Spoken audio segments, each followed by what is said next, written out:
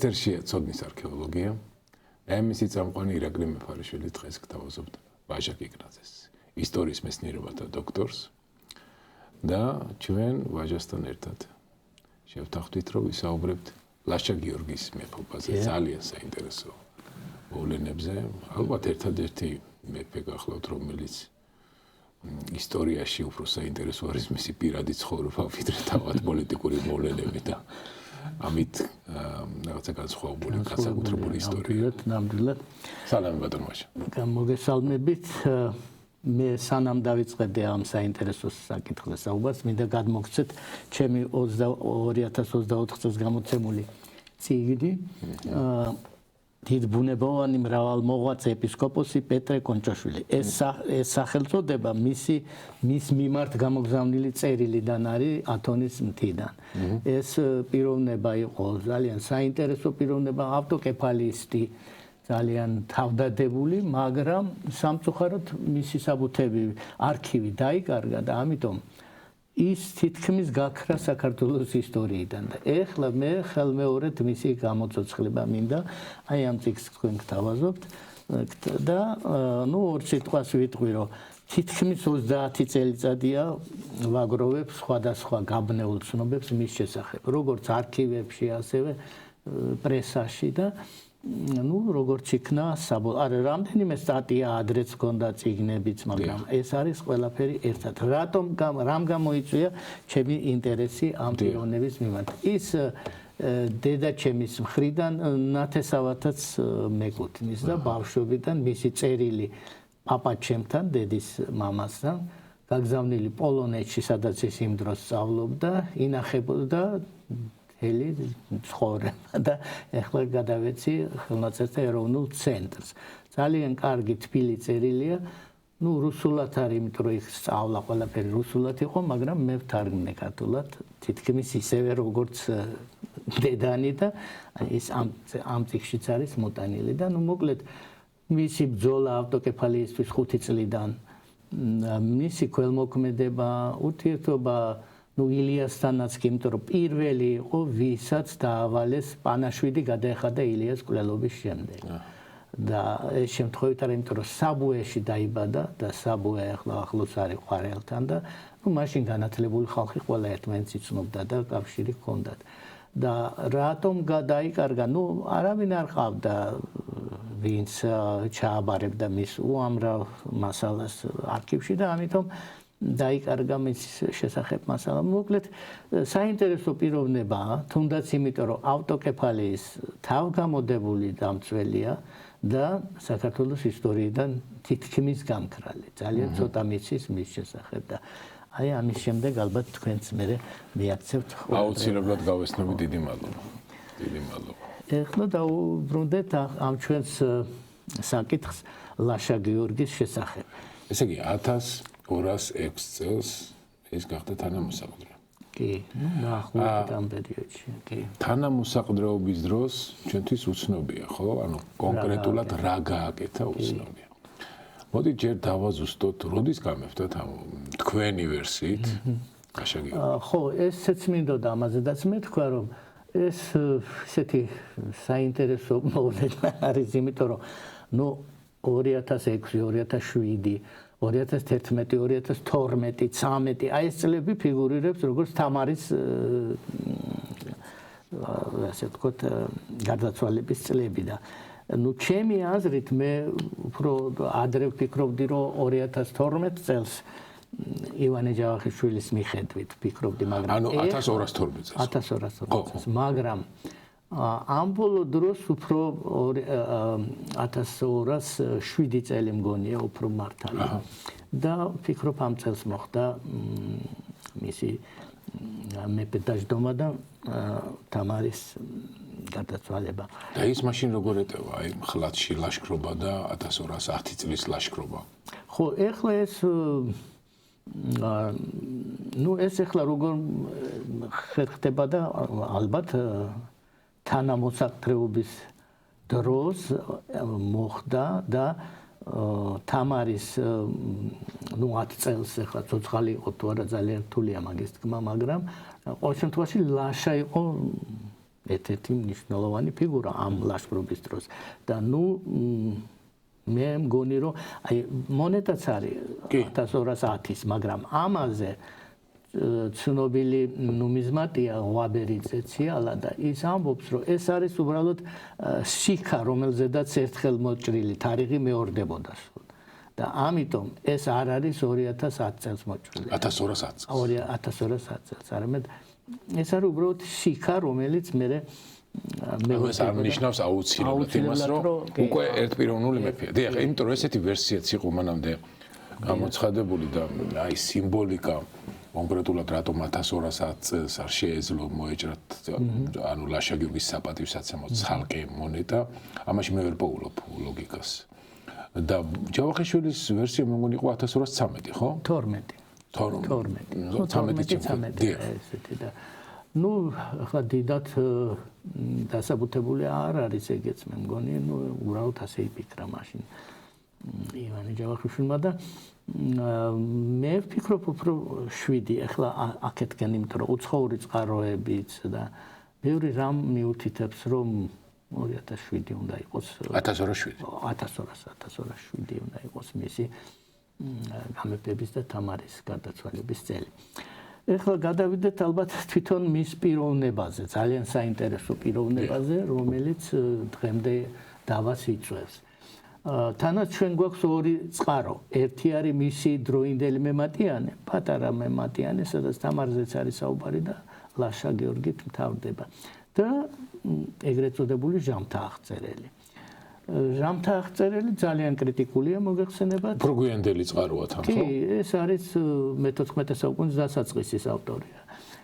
ეგრეთ წოდებული ჟამთა აღწერელი ეგრეთ წოდებული იმიტომ რომ ივანე ჯავახიშვილმა უწოდა იმ ერთი ფრაზის მიხედვით რაც მას აქვს რომ ისტორია არის ჭეშმარიტების მეტყველება და არა თვალის ახვევა ვისიმე და ჟამთა აღწერლობა უფრო სწორად ესე წერია და აქედან დაარქვა ჟამთა აღწერელი. ეხლა მასზედაც მე მაქვს ჩემი აზრი რომ ვინ უნდა იყოს ეს ჟამთა აღწერელი.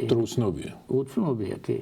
მაგრამ აი ორი სიტყვით ვიტყვი ამაზედაც, იმიტომ რომ დიდი მნიშვნელობა აქვს პიროვნულ ურთიერთობა, პიროვნულ დამოკიდებულებას ამა თუ იმ გმირისადმი და ის თავმოკლული, თავგადაკლული ეს ჟამთა აღწერელი არის დემეტრე მეორის მიმართ და ივანე ჯავახიშვილმა შეამჩნია ეს მისი ტენდენცია და ერთ-ერთ იმაში მცირე ვარიანტში რომელზედაც მე დამავალეს მისი შედარება მესამე ტომისთვის ივანე ჯავახიშვილის შრომების მესამე ტომისთვის მამია დუმბაძემ დამაბარა ახალი მისული ვიყავი ისტორიის ინსტიტუტში და შევადარე მთელი ეს ფანქრით ნაწერი დიდი ასოებით ივანე ჯავახიშვილის ესე იგი არქივი და იქ ერთი აბზაცი არის საერთოდ გამოტოვებული და არ დაბეჭდილი. სწორედ ლაშასა და დემეტრეს ადარებს ივანე ჯავახიშვილი და ამბობს რომ ესე იგი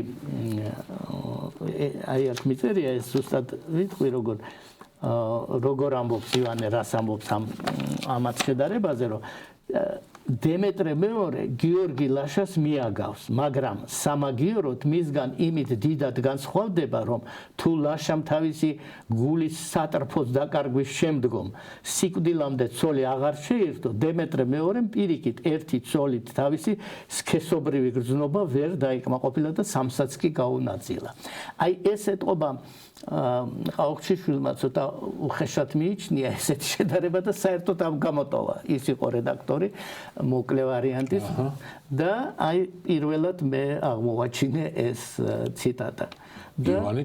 ივანე ჯავახიშვილი ამბობს ამას და მართლაც აი ბევრად უფრო თითქოს მაღლაც დგას მიუხედავად იმისა რომ ეს არ არის ახლა ნორმალური რომ წააგვარა ასე ვთქვათ ეს ხო მაგ კონკრეტულ დეტალებამდე აუცილებლად ძალიან დეტალურად ვისაუბრეთ ის მელის ციხელი ქალი ეპიზოდი რა იყო მაგრამ ლაშა გიორგის მეფობაში ანუ პირველ რაღაცა სამეფო ეპიზოდების სამეფო პოლიტიკური მოვლენათა ეპიზოდების ერთგვარი ეპოპეა იწყება აი ეს დაუმორჩილებლობის მცდელობით ყმადნაფიცი ქვეყნების განძის ათაბაგი მე ხლათის და რაღაცები მაგრამ განძის ათაბაგთან დაკავშირებით ძალიან საინტერესო ეპიზოდი აი ეს მოგვითხარით აი ეს არის ძალიან საინტერესო მართლაც იმიტომ რომ შემოარტყა ალყა განჯას ლაშამ და როგორც ახალგაზრდამ დიდხანს დაეზარა ახლა იმ ალყის გაგრძელება და 4000 კაცით დაიწყო გარშემოვლა. იქნებ სადმე ვნახო ისეთი სუსტი ადგილი, საიდანაც შეიძლება დარტყმა. შეიძლება პროვოკაცია უნდოდა. ნუ ესე იგი შეიძლება, ხო, ნუ ყოველ შემთხვევაში 4000 კაცით დაიწყო გარშემოვლა.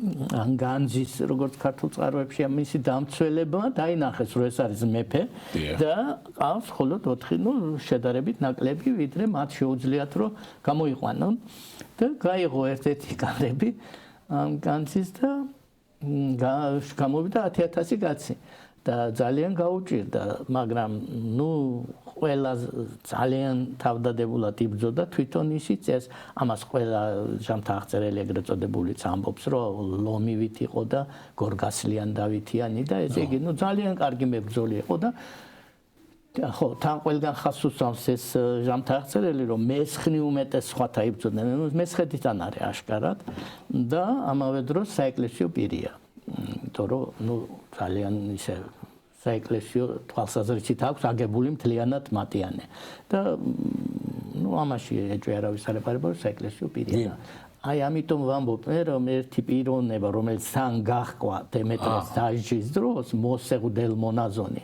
არის ეს ჟამთა აღწერელი იმიტომ რომ იცით რა შეასაქმე ის ყოველთვის ძალიან აქებს სამღვდელოებას როცა პატარა რამეც კი დადებითი გაუკეთებია და ამ ღდელმონაზონზე არავითარ ეპითეტს არ ხმარობს და წარხვა თანა გაზრდილი მისი ანუ დემეტრესი ღდელმონაზონი მოსე და მე იქ ძალიან მნიშვნელოვან საქმეებს აკეთებს ეს მოსე გადაარჩინა დავით უფლისწული დემეტრეს გვამი გამოისყიდა და ჩამოასვენეს მე სვეტიცხოველში და არაფერს არ ამბობს აი ერთ სიტყვას დადებითს არ ამბობს უბრალოდ აღწერს ამ ამბავს და ამიტომ რადგან ეს არის თან ღდელმონაზონი ფიქრობ რომ აი ეს არის ეს ამ მატიანის ავტორი და თან დემეტრეზე არის ძალიან შეყვარებული და ამიტომ აქ გაზრდილი მისი გაზრდილობა კიდე ცალკე ინსტიტუტია ამაზე ჟამთა აღწერელზე კი და გაზრდილი მისი ეს ახლა თლათ დღევანდელ გაზრდილობას არ ეხება ეს იყო მეფის კარზე გაზრდილი პიროვნებები რომლებიც ამითი ბევრად მაღლა აღმოჩნდებოდნენ ხომ ვიდრე უბრალო მოკვდავნი და აი გაზრდილი მისი ამასაც ამბობს და მე ნუ მოკლედ მისი მოღვაწეობა და აი მე მგონი რომ ეს არის სწორედ ეს მოსეღდელ მონაზონი ჟამთა აღწერელი და იცით აი იმდენად უყვარს დემეტრე და მის კარზე რო არის გაზრდილთან ერთგულია მისი რომ ის ამბობს რომ სამი ცოლი რომ მოიყვანა დემეტრემ ასეთ რამეს ამბობს მრავალთა სიკეთითა ახსილი ცირეთ სიბოროტეთ მიდრკავ და ამ დროს როდესაც ლაშას ასე სერიოზულად ამონათებს და ასე სერიოზულად მიაჩნია მისი ნუ გადაცდომები ასე რომ ვთქვა და აი ეს შედარება შეამჩნია ივანე ჯავახიშვილმაც და უფრო მაღლა დააყენა ლაშა ვიდრე დემეტრე თუმცა ნუ დემეტრე წმინდანია დიახ ანუ იქ 4000 კაცი მოახერხეს მათ თავის დაღწევა ისე ძალიან სასნაურია ერთი მომენტი რომ ჩვენს როგორც მტრის ასევე მომხდურის ასე თქვა რაოდენობა ძალიან შთამბეჭდავი იყოს თუნდაც ეს 4000 ჯარისკაცი ძალიან ბევრია ძალიან ბევრი აი ჩვენ რა ვიღოთ აი ვიკინგების ისტორია რომელიც ინგლისში გადადიოდნენ მათი ეს ლაშქრობები და მთელი ინგლისი ხო მოგეწირვა გამოუყვეს ხო 1000 კაციანი ლაშქრობა, 500 კაციანი ლაშქრობა, იმიტომ რომ ნავებით ახლა როგორც ავიდოდნენ მე ხლა ეს რა მრავალ ათასიანი. აქაც იყვნენ 1030 წლის. კი, მაგრამ არაფერი ჩვენთან ბევრი ვერ ახლა. არა, აქტივით რა მარცხდნენ და უკან კი ბატონო. და გაუშვეს. კი ბატონო, არა. აი ჩვენ ისტორიაში სულ ესეთი უზარმაზარი ციფრები ძალიან დიდი შეტაკება, ძალიან დიდი შეტაკება და ეს ხო პატარა ეპიზოდური შეტაკება, ეს 4000 და იქიდან 10000 ეს არის, რო წარმოვიდგინოთ, მაინც ძალიან დიდი ბრძოლა. ძალიან დიდი ბრძოლა. და როგორ მოხდა შემდეგ ივანე ათაბაგს მოუხადა ბოდიში, ხო? ხო, აი ეს მომენტი მე ხაზგასმული მაქვს სპეციალურად, რომ ეს არ იყო არავითარი ტირანი, არავითარი უხიაკი, იმიტომ რომ ჩამოხდა ცხენიდან და მივიდა ამ ძალიან უკმაყოფილოები იყვნენ მისი მაშინდელი, ну თამარის დროინდელი ხალხი და ჩამოხდა ცხენიდან და ბოდიში მოუხადა, რომ ამიერიდან მე არაფერს არ გავაკეთებ თქვენთან კითხვის გარეშე.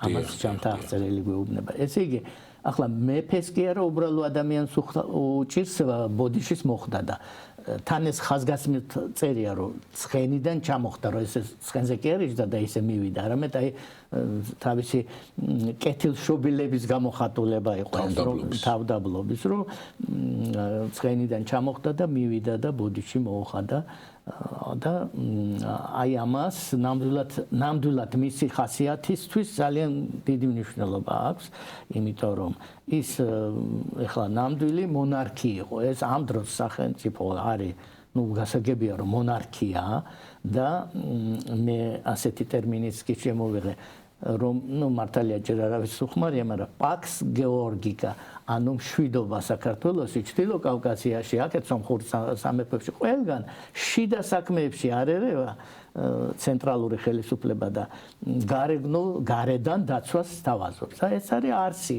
იმ პაქს გერმანიკათო რაც იყო მშვიდობა და ასე აქვს პირდაპირ თამარის ისტორიკოს აღწერილი როგორც მშვიდობა და ну მე ვფიქრობ აი ასეთი სახელმწიფო იყო ლაშა გიორგის დროს საქართველოს უძლიერესი ჯერ კიდევ არ იყო დამარცხებული არსად და მეფისგან აი ასეთი ქცევა ნამდვილად დასაფასებელია როგორც ის მოიქცა და განძის ათაბაგი ბოლოს ჩაბარდა. ანუ ივანე ათაბაგის ტაქტიკა, სტრატეგია უფრო სწორად ტაქტიკა აღმოჩნდა სწორი.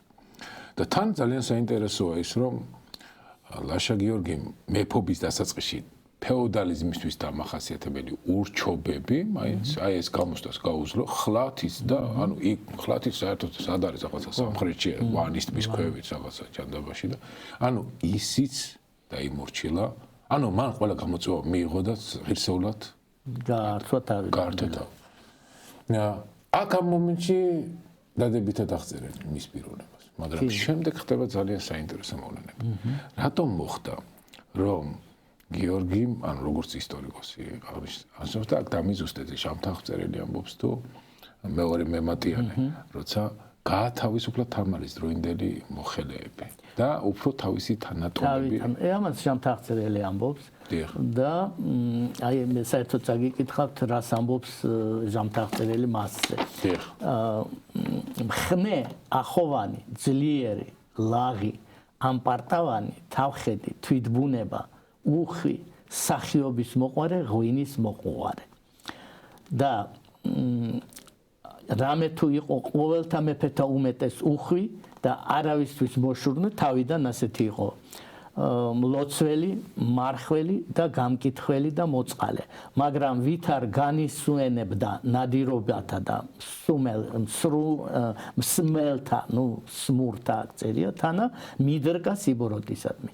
ამას გვეუბნება აი ამიტომ არის საინტერესო ამას გვეუბნება ეგრეთ წოდებული ჟამთახწერელი, რომ იქ სამი წოლი მოიყვანა დემეტრემ და მცირედ სიბოროტედ მიდრკაო წერს და აქ კიდევ რომელიც მისგან 100 წლით არის დაშორებული ეს ამბები, აქ ამბობს რომ ესე იგი, ну აი ეს სიბოროტის მიდრკა სიბოროტისადმი.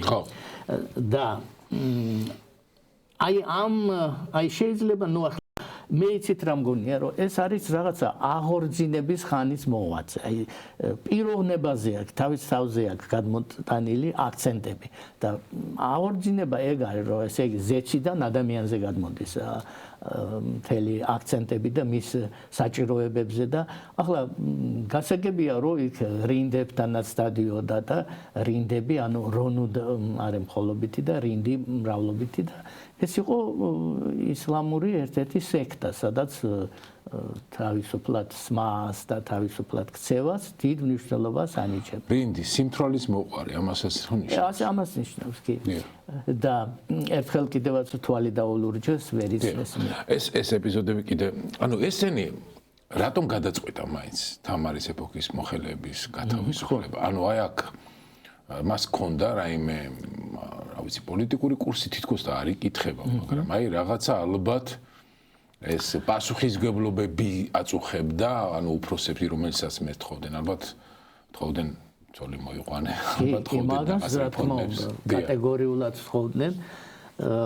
განსაკუთრებით მას შემდეგ რაც ეს ვილის ციხელი ქალი მოიყვანა, რომ ძოლი მოიყვანა და აი როგორც ივანი ამბობს, მისი სიყვარული ისეთი ძლიერი აღმოჩნდა, რომ აღარ მოიყვანა ძოლი და ბოლომდე ერთგული დარჩა და აი ის მათი უფრო როგორ გითხრათ კონსერვატიული შეხედულებები ალბათ არ აკმაყოფილებდა მას მაგრამ არ დაუშვია არავინ უბრალოდ ნაკლებად ითვალისწინებდა მათ შეხედულებებს იმიტომ რომ მას რაღაცა სხვანაირი ბუნება ჰქონდა თავისუფალი ისეთი როგორცაც აი მისი მემატიანი ამბობს, რომ აი მისი მემატიანი ასე ახასიათებს ლაშა გიორგის, რომ ნერგი კეთილმოზარდი და ყვავილი ყოველთა ფერთაგან შემკობილი, ლომი ძალითა და უმანკო გონებითა, მოყვარული ყოველთა კაცთა დიდთა და მცირედთა, თავართა მათითა პატივითა, მონაზონთა და უდელთა მათითა პატივითა, შვიდი და განურისხებელი ბუნებითა, შვიდთა სამეფოთა მეფე მონისაცა ერთი მათრახისა არამკვრელი და შვილდოსანი და ცხენოსანი გულოვანი და შემმართებელი რომელ მისთა მკლავითა ომნი დასხნა და გარდა იხადნა სიმცროსავე შინა ანუ სანამ მცირე იყო ჯერ კიდევ წლებით სწორნი დავით აი იმისი დავით აღმაშენებელზეა პაპისა მისისანი ეხლა აქ ашკარად ნუ გასაგებია რომ ეს არის კარის ისტორიკოსის დაწერილი და არანაირ უარყოფით არ ამბობს და კიდევაც აი ბოდიში იხდის რომ და ვიტყოდეთ ქებასა მისსა წინაშე ყოველთა კაცთა არავტყუედეთ არცა გვერცხინოდესო ესე იგი რაღაცას თითქოს აი მაინც გრძნობს რომ თლაც სწორს არ ამბობს ეს მისი პირადი ისტორიკოსი. ეხლა ეს თვითონ ეს ტექსტიც რო გავარჩიეთ, აი რა ისტორიულ ფაქტთან მოდის წინააღმდეგობაში ის რომ ის მაგალითად ფიცხი იყო.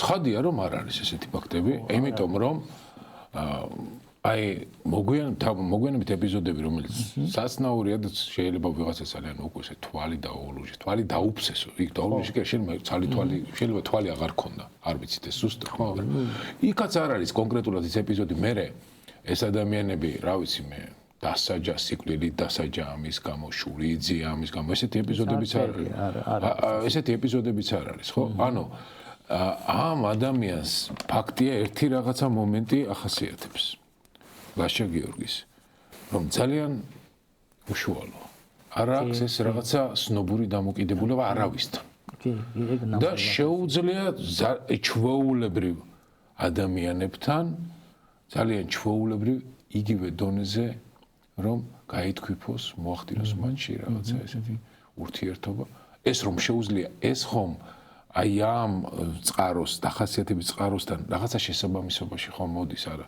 ჩვენ შეიძლება ვისაუბროთ რომ ეს რაღაცნაირად ხო რა გადაჭარბებულია და ასე შემდეგ მაგრამ ეპიზოდი რომ ის არ არის ფიცხი გონების და ის არ არის დიდგულოვანი და ის არ არის რა ვიცი ანუ თავგასული ამბიციური ვაგებით რომ მე აინახე თამარის შვილი ვარ და ასე შემდეგ ეს იკითხება თვითონ ის დანარჩენ თუნდაც საცნაურ ეპიზოდებში მე მგონი იკითხება ეს თავდაბლობა ხო კი ისე რომ ამ ხრივ ატყობა იმიტომ ამბობს რომ არც შეკრცხებაო და ნამდვილად ვიტყვით ამას რომ სადღაც მართალსაც ამბობს ის მისი პირადი ისტორიკოსი მაგრამ ნუ რა თქმა უნდა როგორც მიღებული იყო დღესაც-ასია მიღებული და მაშინ მithumetes რაიმე კრიტიკა მეფისა არ არის მაგრამ სადღაც სიმართლეს ამბობს ნამდვილად, რომ ის იყო აი ესეთი დიდბუნებოვანი და რომ არ იყო მართლაც აი რაც ბრძანეთ, რომ არ იყო, ესე იგი, არც არავის მიმართ შური არ ქონდა, არც დაჟა იცოდა იმათი, ვინც არ მოეწონებოდა. პირიქით, როდესაც თვითონ ხედავდა, რომ შემცდარია, შეეძლო ბოდიშის მოხდა. ეს ძალიან დიდი თვისებაა, ძალიან დიდი და აი ამაზე, როცა ამას გვეუბნება ჟამთა აღწერილი, ეს ძალიან მკაცრი ისტორიკოსი, ეს ამას წყალი არ გაუარო, ნამდვილად ასეთი იყო. ასე რომ მისი პიროვნება, მე ისევ იმას ვიტყოდი, ეს არის თითქოს აღორძინების ხანის პიროვნება, რომელიც თავს ძალიან არის ზღუდავს, თავისუფლად იქცევა, მაგრამ იცის რაღაც ურთიერთობა სხვა ადამიანებთან და როგორც ჩანს არა მარტო დიდგვაროვნებთან. ესეც მთლად მოგონილი არ არის, რომ აი უბრალო ადამიანებთანაც ერთხელ მართრახი არ და ეს გადატანით არის, მაგრამ ერთხელ მართრახი არ დაურტყავსო. ხო და ამგვარად ძალიან საინტერესო პიროვნებაა ლაშა, მე რო ვკითხო. იმიტომ რომ იმ ეპიზოდში როცა ლაშა გიორგი მოუვიდა ჩხუბი, ვინმე სხვა რაინდებთან, შეიძლება სულაც არ იყვნენ რაინდები, ჩვეულებრივ. აქ ძალიან საინტერესო ეპიზოდია ისიც, რომ ანუ იმ ფაქტში, რომ ესე იგი რაღაცა მოუვიდა მას ჩხუბი, ანუ რაღაცა დუქნები არსებობს იმ პერიოდის თბილისში. რაღაცა კლუბები არსებობს. იმ რაღაცა კლუბებში არ ვიცი რაები ხდება, შეიძლება საჯარო სახლებიც არსებობს, როგორც იმ გაგებით, რომ რუსი ქალბატონებიც შეიძლება ყავთ, არ ვიცი. მაგრამ რაღაცა მგონი ასეთი იკითხა, იმიტომ რომ ქალთ მოყვარული რაღაცა ხომ უნდა იყოს რაღაცა თბილისში, ხო, თბილისში რაღაც ტრადიცია ამისი, ქალთ მოყვარული როგორ ახლა. ანუ მაშინ სხვა მეორე ფაქტი უნდა იყოს ქალთ მოყვარული თუ კი არ არის საჯარო სახლები, ანუ ესეთი სახლები, მაშინ იგი სხვას უნდა ართმევდეს ქალებს. და ეს უკვე ძალადობა, ამაზე სხვა ცნობები იქნებოდა, რომ ესე იგი სხვას ქალებს ართმევს, მაგრამ ეს გვაქვს ჩვენ ეპიზოდი, მაგრამ მაშინ ბევრი იქნებოდა ასეთი ეპიზოდი და ბევრი იქნებოდა მისი რა ვიცი მოშურნეს და მტერის და რაღაცა. და ესე იგი ეს სახლები არსებობს. თბილისში რაღაცა სხვა ტრადიცია არსებობს, აი ამ თავისუფალი რაღაცა იმის და ამ ეპიზოდში მას რომ მოუვიდა ვიღაცა რაინდებთან ჩხუბი, იქ ხო ჩვეულებრივ ადამიანად იყო, ვითომ აჩვენებდა თავს. ანუ ჩვეულებრივ ადამიანად გადაიცმევდა თავს. და თამაშობდა ჩვეულებრივ გლეხს ალბათ, ხო? ალბათ ჩვეულებრივ რაინდს. ალბათ, იმიტომ რომ იქ ვერ იცნეს, ახლა მეფეს არ გაუბედავდნენ მანდენს და ვერ იცნეს და უბრალო ადამიანად მიიჩნიეს, რომელიც მივიდა გასართობად იქ ამ რინდებთან და ეს რინდების როგორც ჩანს კარგად იყვნენ დამკვიდრებული და მარდებდნენ მათ და ამგვარად ლაშას იქ მისვლა მართლა ძალიან საინტერესოა, ჯერ მისი თავისუფალად მოყვარეობა, თავისუფლად მოქცევა და მეორე მხრივ ის რომ არ დასაჯა, არ ჩანს თორე ყველაფერი ძალიან ბევრი რამე იცის ამ ჟამთა აღწერებმა და გვეტყოდა რომ აი მე დასაჯა ისინი. დიახ, აუცილებლად იტყოდა. ამას ნამდვილად იტყოდა და რახანა არაფერს არ ამბობს ამაზე, ესე იგი არც დაუსჯი არავინ. და ისე გაატარა ეს საქმე, თუმცა არაფერი და რაც შეეხება ცოლის მოყვანის საკითხს. აი როგორც სწორად შეამჩნია ივანე ჯავახიშვილმა, რომ თავისი გრძნობა მხოლოდ ერთს გაუნაწილა და ბოლომდე მისი ერთგული დარჩა. ამგვარად ეს სწორი შეფასებაა და მართალია, ახლა არ შეიძლებოდა ვალისციხელი აზნაურისგან წაგორა ცოლის, მაგრამ ისიც საინტერესოა, რომ როცა მივიდნენ მას და წაგვარეს, როგორც წინათ იყო საქართველოს ისტორიაში, რომ წაგვარეს ეს ცოლი, ცოლი არაოფიციალური და არაფერი არ თქვა. რა არ შეეძლო ამისი აკრძალვა, მაგრამ დათანხმდა ამაზე. ეხლა ისე ადამიანის შტრიხებზე რო გავამახვილოთ ყურადღება. თუნდაც მაგ ეპიზოდში, რომ ველისციხელი ქალბატონი შეუყვარდა. არის თუ არა ესეც, ანუ გათხოვილი რო იყოს ქალბატონი, ჩამატებული ეპიზოდი. იმიტომ რომ არ არსებობს რაღაცა თითქოს დაეჭვიეს, რომ შეიძლება სულაც არ იყოს ქალბატონი გათხოვილი და ანუ ეს დრამატული ასე თქვა ეპიზოდის დამატებისთვის შეიძლება ეს დაამატეს ეს ეპიზოდის და ანუ ვახუშტის აქ მე მგონი რომ ის არ იყო გათხოვილიო და ვრანგით რახან გლეხი იყო და ასე შემდეგ ანუ არ შეეფერებოდა და ამიტომ ეს საერთოდ ცვლის მიზნეობრივ სურათსაც ხო ახლა ის მაინც ცოლის წართმევა სხვისთვის ეს ძალიან მძიმეა მაგრამ მე მგონი რომ ეს ნუ ვახუშტი ახლა არის ის ამდენი იმ დროს როცა ის მოვაწეობდა უკვე რამდენი საუკუნე იყო გასული და ამიტომ ყველაფერში ვერ ვენდობით ვახუშტის და რაც შეეხება ძალიან მკაცრ ჟამთა აღწერელს ის შეიძლება უმატებს მაგრამ შეიძლება მართლაც გათხოვილიყო ყოველ შემთხვევაში ნუ ქმრის რეაქცია არ ჩანს ხო ვინ იყო ის ქმარი ხო ვინ იყო და რატომ არაფერი თქვა და არ გააკეთა და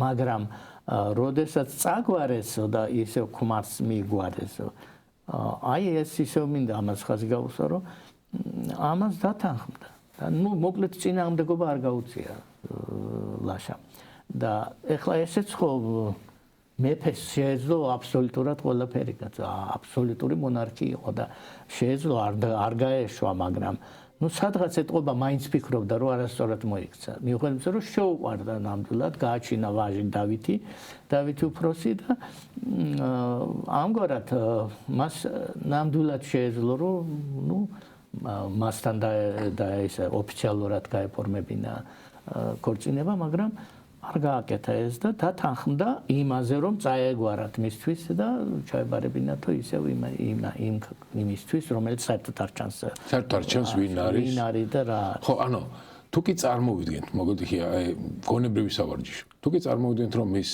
გათხოვილია ეს ქალბატონი და მეფემ წაართვა მას ცოლი როგორ უნდა ყოფილიყო ანუ აზნაურის მოქმედება აი როგორ უნდა დაებრუნებინა მას ცოლი ნუ სადღაცა ხო უნდა აი სად უნდა დაეჩიულებინა მას პროტესტი მაინც შეეძლო გამოეთქვა მისულიყო მეფის კარზე და იქ გამოეთქვა პროტესტი რომ აი ეს მე ასეთი რამე შემემთხვა და მე კატეგორიული წინააღმდეგი ვარ ეკლესიაში გაიშვილოდა პირველ რიგში ხო ეკლესიაში თავისთავად და ნუ ეკლესია ჩვენ ვიცით ადრეც რომ მართლაც ძალიან მკაცრად მოექცა ვინც ესე გააკეთა და ამგვარად არ ჩანს ეს და ეხლა ეს ყველაფერი საბუთები აქვს ჟამთა აღწერილს და რახან არ ამბობს ამას იგი არც იყო თორე ნამდვილად იტყოდა რომ აი ისი ქმარი მივიდა და იჩივლა და ასე ანუ ეს უნდა ყოფილიყო იცი რა ის ეპიზოდი რომ შეიძლება ქალბატონს არც ქმარი არ ყოლოდა და არც არავინ და მაინც საერთო მისთვის ქალბატონი ქალი ანუ მეფისთვის ეს ეპიზოდი ჩვენ გვაქვს აშოტ ყურაპალატის შემთხვევაში. დიახ, გრიგოლ ხანძთელმა, რა ვიცი, თავის თასმა შეაბა ქალბატონს, ამით მომენტალურად ესე იგი აკვეცა უკვე მონაზვნად და წაართვა. და ვეღარაფერს ვეღარ იზამდა.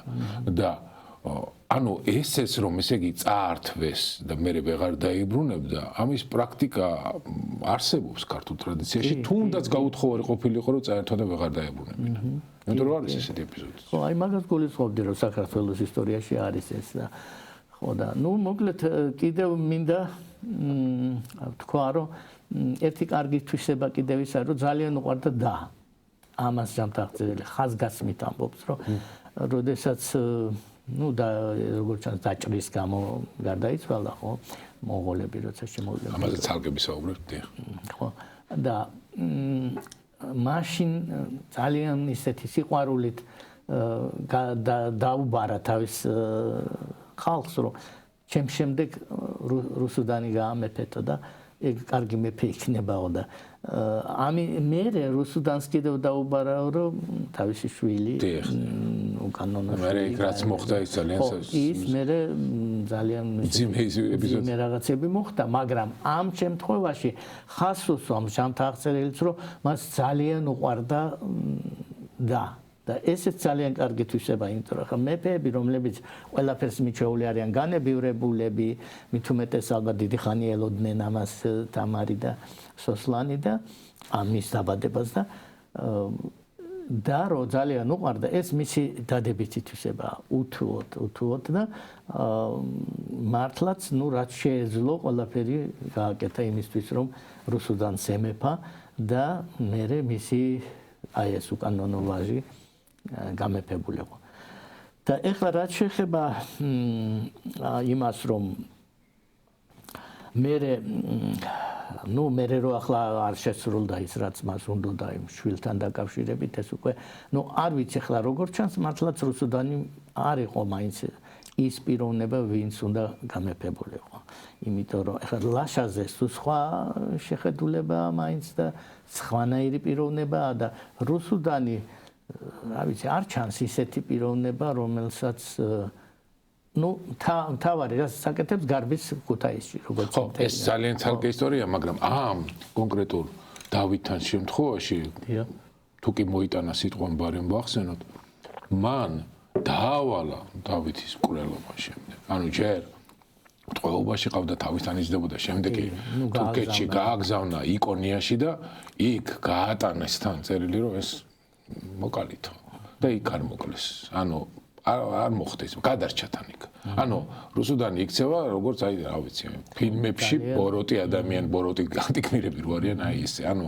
ამ ეპიზოდშიც ან ჰუმანურ ეპიზოდშიც რუსუდანი დამარცხებულია პირადად ჩემთვის იმიტომ რომ ეს ეპიზოდი რაღაცნაირად ძალიან დამაჯერებელია ჩემთვის ყოველ შემთხვევაში ეხლა საინტერესო მოდი შევკრიბოთ რაღაცნაირად სურათ ესე იგი ლაშა გიორგი ეს არის აშკარად აი იმ ეპოქის დამახასიათებელი ხასიათი შტრიხების აი გამოვლინება ეს ჩანს რუსთველში ხო ანუ ვეფხისტყაოსანში ჩანს ეს რაღაცა ადამიანის სილამაზის ხოტბა ჩანს სიყვარულის ხოტბა ანუ ხორციელი სიყვარულის ხოტბა სხვა ტიპის სულიერება რომელიც სულიერებას რელიგიური არ არის ესენი ყველაფერი ჩანს და ეს თავისუფლების იდეები ანუ სიყვარულის გამო ადამიანის ტანჯვა სიყვარულის გამო ადამიანის გმირობა ანუ ეს გმირობა სიყვარულის გამო და არა ღმერთის და არა სახელმწიფოს და არა ეს ეპიზოდები რო არის ვეფხისტყაოსანში ჩვენ გკითხულობთ ახლა დღეს რაღა გუკვირს ეს მაგრამ იმ ეპოქაში ეს იყო რა ვიცი ეს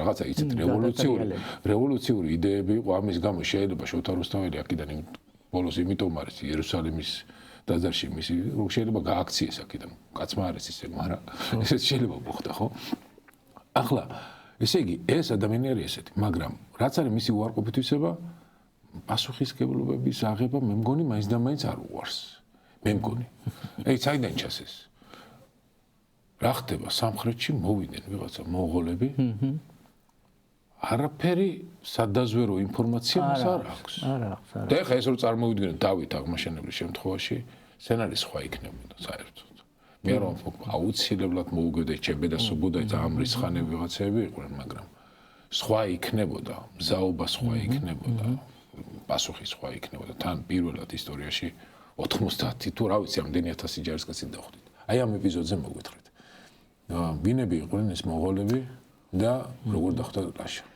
ხო აი ნამდვილად სრულიად მოუმზადებელი და თანაც მათი ესე იგი ტაქტიკაც არ იცოდა რომ ესენი სპეციალურად მე გაიქცეოდნენ და უკან მისდევდნენ მე ქართველები და ეგონათ რომ აი შევაშინეთ და გავაქციეთ და ეს იყო დაზვერვითი მხოლოდ დაზვერვითი ჯებედა სუბუდაის დაზვერვითი ლაშქრობა მაგრამ გინდაც დაზვერვითი ხო უნდა სოდნოდა რომ აი როგორი ის არის მტერია რას შეიძლება მათგან მოელოდე და აი როგორ ჩანს ნუ მან დაიჭრა აშკარად და მე ალბათ ამის გამო გარდაიცვალა მოულოდნელად ლაშა 1222 წელს და ესე იგი მისი ტაქტიკა არის მხოლოდ ის რომ აი ებჯვის და უნდა დაამარცხოს და ის რომ ესენი არ არის იმდენი არც იმდენი ხალხია მოსული არც აპირებდნენ მაშინ და ეს იყო მხოლოდ დაზვერვითი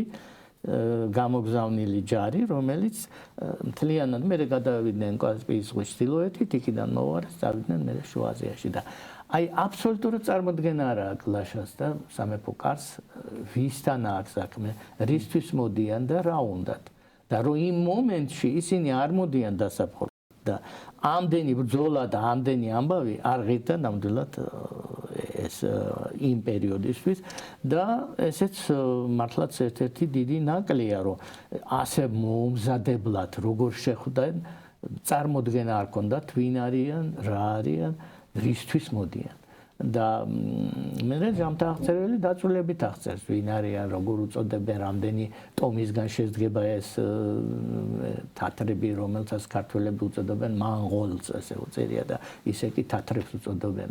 მე აი ჯამთაღწერებმა დაწვრილებით შეისწავლა მათი ჯამთაღწერებმა ისიც იცის, მრავალი ენა იცის და მათ შორის მონღოლურ სიტყვები ყველაფერი, ისე რომ ხშირად იმეორება. ესე იგი ჯამთაღწერელი ჩვენ გვაქვს ყველაზე მაღალი კვალიფიკაციის მემატია. ძალიან მაღალი და მაგრამ ეს ცოტა ლაშა გიორგის არ წყალობს. ესე ასე და აი ის რომ მისი პიროვნული, იმიტომ მოვიტანე თავიდანვე ივანე ჯავახიშვილის დახასიათება, რომ ახლა როგორ შეიძლებოდა სამი ცოლის ერთდროულად მომყვანზე ეთქვა რომ მცირედ ბოროტებად მიდრკა. იმიტომ რომ მის კარზეა გაზრდილი, მისი აღზრდილია და ისე რომ გადარეულია მისი პიროვნებით და აი მან დაგვიტოვა ის როგორც თორე ხო შეიძლება ეთქვა, დაიბარეთ და წავიდე, მაგრამ მან თელი შექმნა შარავანდედი დემეტრე მეორეზე და თანაც იცით აი ეხლა ხანს მივაქცია ყურადღება რომ რას ამბობს რომ 1000 ნაბიჯი წაიყვანესო დემეტრეო იმ ადგილიდან სადაც იყო მუღანის ველზე და 1000 ნაბიჯი წაყვანა ეს არის ქრისტესთან მიახლოვება. ქრისტე ნახე ერთ კომენტარში რომ 1000 ნაბიჯი წაიყვანეს დასაჯელად. ესე იგი გოლგოთაზე. ხო და ესე იგი ამ კრეხელობასაც კი ჩადის რომ ქრისტეს ადარებს. იმდენად მიკერძოებულია დემეტრეს მიმართ ჯამთაღწერელი.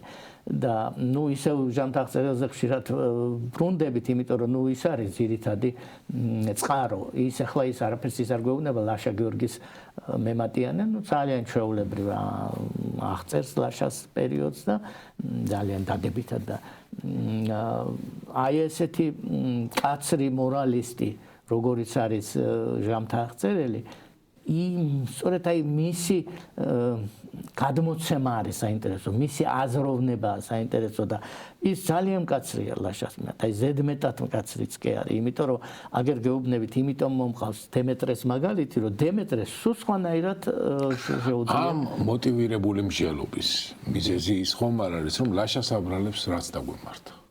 ხო, ეს როგორც ძალიან მორწმუნე ადამიანი ამბობს, რომ რაც კი ჩვენ საერთოდ მოგვივიდა, ყველაფერი არის, იმიტომ რომ ღმერთის გზას გადაუხვიეთ და პირველ რიგში ეს არის ლაშა და რუსუდანი და აი ამიტომ არღარა მოგვეცა გამარჯვება თათართაზე და ვიდრე ჟამთამდე ჩვენთა, ესეთი ფრაზაც კი უწერია და თედო ჟორდანია მიიჩნევდა, რომ ესე იგი ჩვენ დროსაც არ გავიმარჯვეთო, მაგრამ ეგ პირიქით არის, იქ არის ჩვენ დროს გავიმარჯვეთო, მაგრამ მანამდე მთელი ეს პერიოდი არ მოგვეცა გამარჯვება, სწორედ იმიტომ რომ ღმერთის ხაზს გადაუხვიეთ და ამაში ადანაშაულებს ლაშას და რუსუდანს. და ესეც ბუნებრივია, იმიტომ რომ ეს არის ღრმად მორწმუნე ადამიანი, ეს ჯამთაღწერელი და პროვიდენციალიზმი, როგორც ამბობენ, რომ ყველაფერი ღმერთისგან წინასწარ გასაზღვრულია, რაც ხდება და აი როცა გადაუხვევ ღმერთის გზას, მე ისჯები და აი ეს დაჟა იყო სწორედ ლაშას მოქცევა და უფრო მეტად კიდე რუსუდანის მოქცევა. არის ერთი საინტერესო ეპიზოდი, მე არ წამიკითხავს არც ერთი კონკრეტული წყარო, მაგრამ ვარაუდობ რომ საშინლად ჩამატებული, ასე თქვათ. ან ჩამატებული, ან არ ვიცი, საიდან მოგმოტანილი ინფორმაცია, რომ რინდებთან კეიფის და დროსტარების დროს ლაშას აბრალებენ მათ შორის მონაზვნების გაუპატიურებას. ეს ეპიზოდი არსებობს ამ წელს? არ არსებობს. არა, მაგის გავსი არაფერი არ არის, იმიტომ რომ ამას დაწერდა მაშინ ეს კაცრი მორალისტი, ჯამთაღწერელი და მაგის გავსი არაფერი არ არის. უბრალოდ, როდესაც სვამდნენ, ხელი გაარტყეს თვალში და ვერ ციცნეს, რომ ეს მეფეა.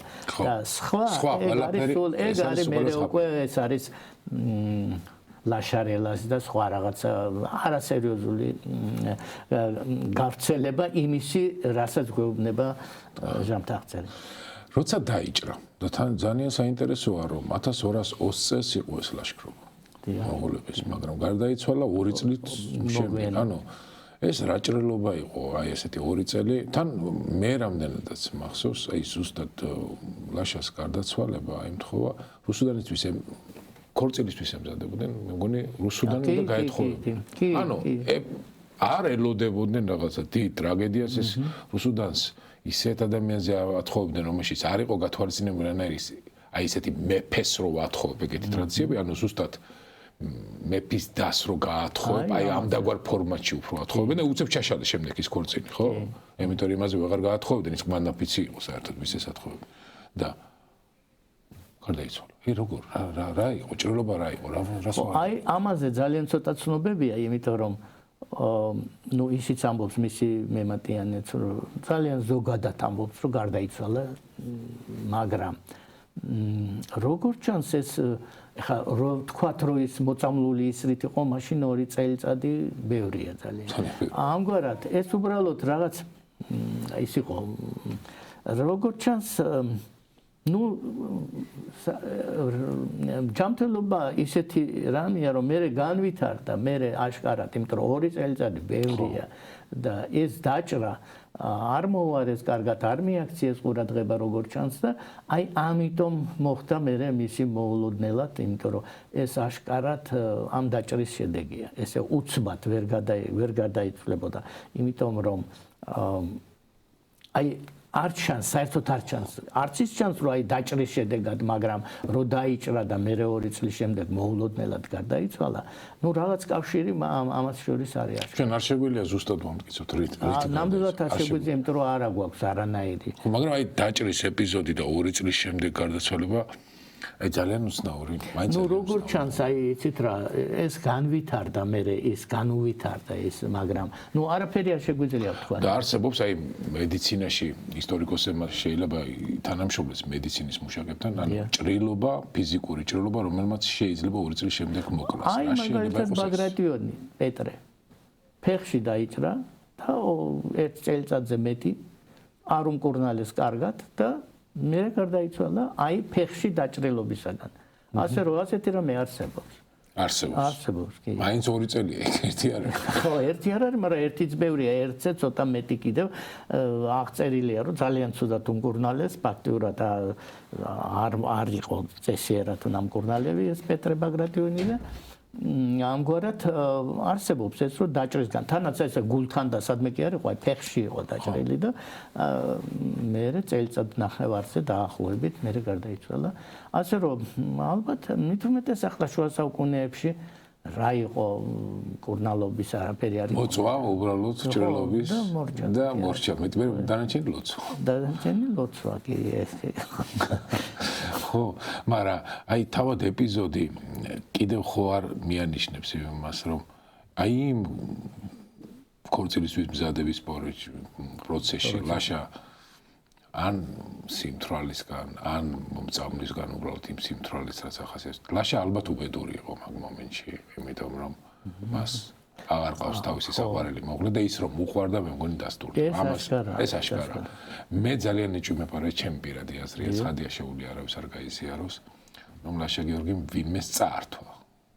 მე ვარ პაეჭი, მე მგონია რომ ის კალბატონი იყო გლეხის კალბატონი და უბრალოდ არ მისცეს მას, ანუ და თან ეს მეტყველებს კიდე ლაშა გიორგის არატირანულ ბუნებაზე, სხვა შემთხვევაში როგორც გინდა ისე იყოს, თუნდაც წაართვა და თუნდაც არ წაართვა, არატირანულ ბუნებაზე მეტყველებს. ეს აშკარა.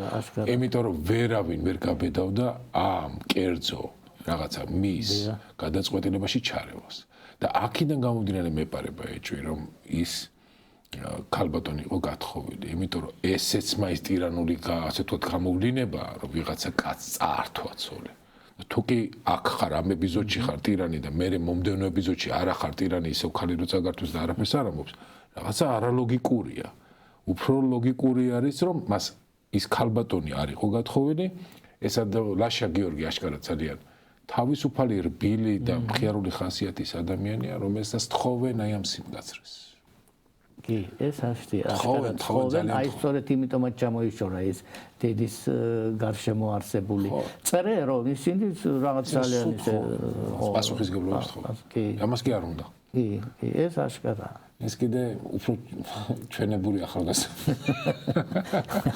ჯენზია მე-12 ხო, მაგრამ სწორედ ეს არის აი ახალი ეპოქა მე-14 და რო დაიწყო ევროპაში, აი ასეთი იმასთან მიდის ახლოს. კი ბატონო, გეთახმებით.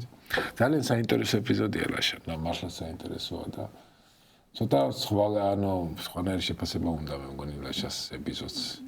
აი რუსუდანთან უნდა ვიყოთ ძალიან მკაცრები, იმიტომ რომ ყველაფერში როგორ ჩანს ის არ იყო სრულიად მომზადებული მეფობისთვის, შემთხვევით მოხდა ეს მისი მეფობა და ის სუსტი მხარეები ქალური თუ საერთოდ რაც სუსტი მხარეები ქონდა, ყველაფერი გამოჩნდა ძალიან კარგად.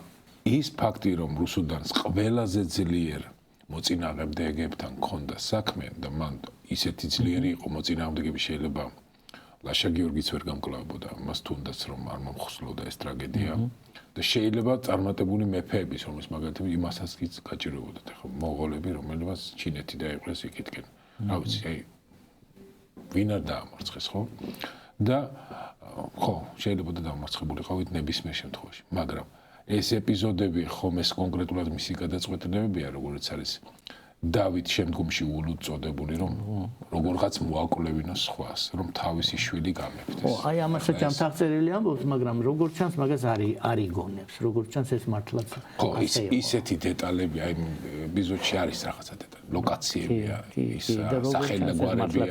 ეს მართლაც ასე იყო. ეს მართლა მეტყველებს ამ ქალბატონის ძალიან ვიწრო ბუნებას. და ხდია, არა, ასე თქვათ ღირსეულ ბუნებას მე მგონი ნამდვილად მიანიშნებს.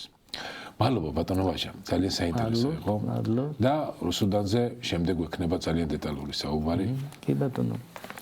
ვისი ამონეთ თქვენთან მეგობრებო, ეს გახდათ გადაცემა ცოდნის არქეოლოგია, მე მისი სამყარო ირაკლი მეფარიშვილი, ჩვენი სტუმარი გახდათ ისტორიის მეცნიერებათა დოქტორი ვაჟა კიგნაძე. მადლობა. ნახვამდის, მადლობა. ნახვამდის.